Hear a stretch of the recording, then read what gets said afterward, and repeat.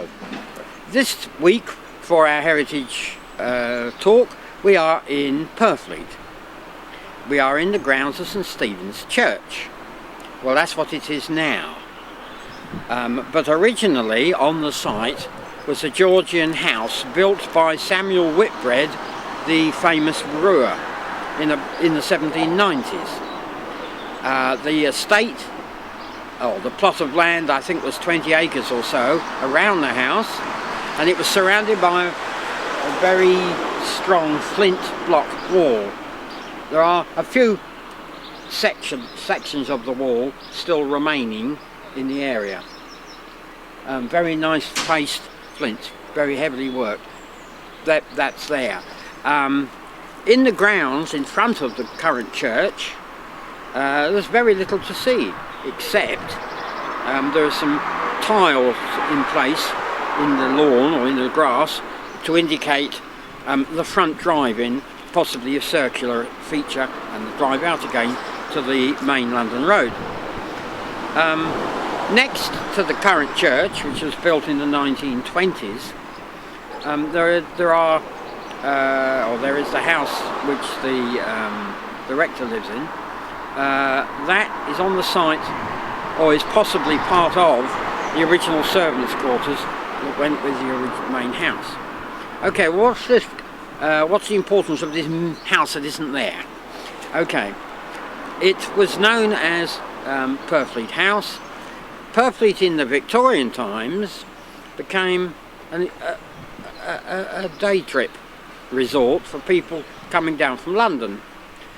Just across the road here is the Royal Hotel, which was then called Wingrave's Hotel, and on the waterfront by the river there are several tea rooms, white mate suppers are available, and all sorts of river frontage activities, boating, so forth.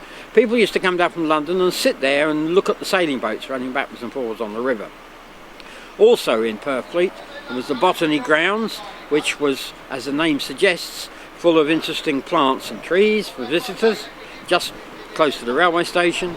There are all sorts of little sites and walking areas, and the Victorians are great ones for getting out into the country, and Purfleet answered that perfectly. One of the people who we believe came along here was the famous author Bram Stoker, known for his Dracula story. It's well known, of course, that he went to Whitby in Yorkshire and wrote quite a large section of the Dracula book about Dracula arriving in England at Whitby.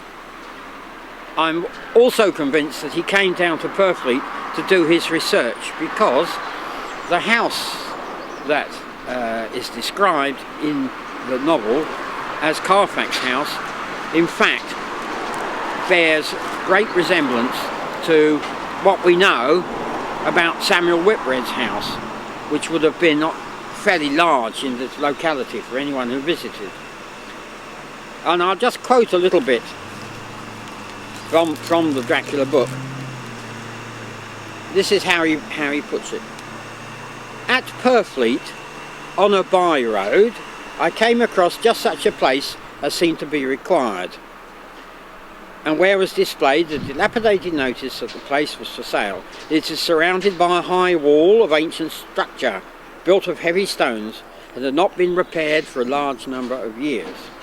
The closed gates were of heavy old oak and iron, all eaten with rust. The estate is called Carfax, and so goes on about the Chapel of Ease and a pond and so forth. Well, behind this site there is the remains of an old quarry, clearly ponds in the bottom, and also the Whitbreads had their own little Chapel of Ease just behind the house. So all the clues are there that this is the site that Bram Stoker actually came to get his inspiration for that chapter in the book. There are one or two other references to in other buildings and so forth that we can actually identify or have a good stab at, good guess at. But unfortunately these buildings no longer exist. They were either demolished around 1900, 1920, even right up to 1980, I think houses were being demolished around. So although we have heavy clues, we don't have anything actually standing there like a building. Here we are in front of the church. There's still the remains of some of the wall, not quite as high as it probably was originally, but there's a heritage plaque been put on the wall to indicate the connection between the house and Dracula and Bram Stoker and Samuel Whitbread, which actually sort of ties it all together rather nicely. There are some written information on this story in the Purfleet Heritage Centre, open Thursdays and Saturdays for visitors, and you'll be able to see more in there actually about the whole idea of Bram Stoker and his visits to Purfleet.